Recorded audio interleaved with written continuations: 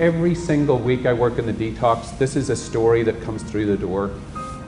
Injury, narcotics, painkillers, then they have a friend or someone on the street that sells them the stuff, then job goes, wife goes, house goes, health goes, and we know with fentanyl, life goes.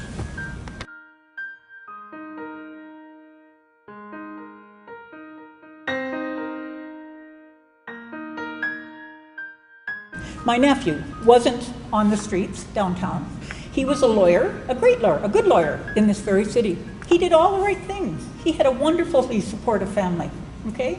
We were all there for him. He was one of those people out there who was stealing cars and doing all this sort of stuff. We worried every day that we were going to get the call that he was dead. Most people have someone in their lives that they love and would be devastated if they were taken from them. These people are no different than you and I. They've hit a patch. That might be harder for some of us to understand, but they're still there.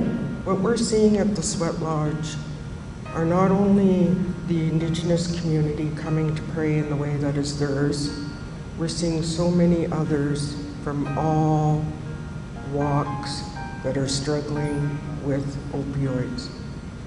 From 14-year-olds to 77-year-olds. Every color of skin that you can imagine.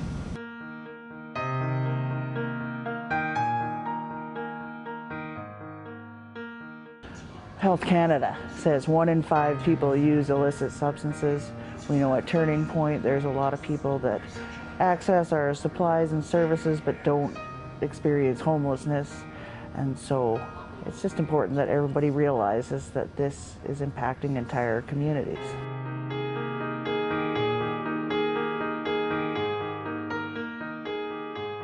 So many people probably are being affected by this. It could be your best friend for all you know, and a lot of people I think don't realize or understand how many people are actually suffering with this crisis. We as a society tend to classify people with addictions as somebody who did something bad or not like us, whereas a lot of people who have addictions are just like us or started out just like us.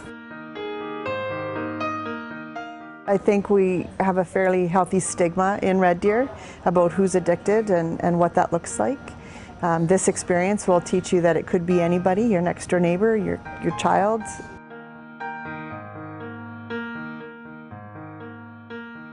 The highest amount of people that are affected by this that is the younger age group, the 15 to 24, that shocked me quite a bit.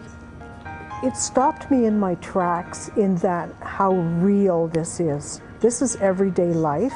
It's not some fancy thing at a party or a rave or anything. It's just like people in their homes.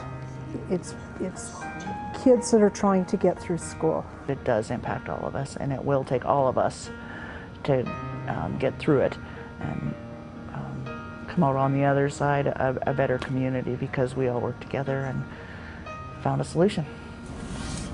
We have to do better.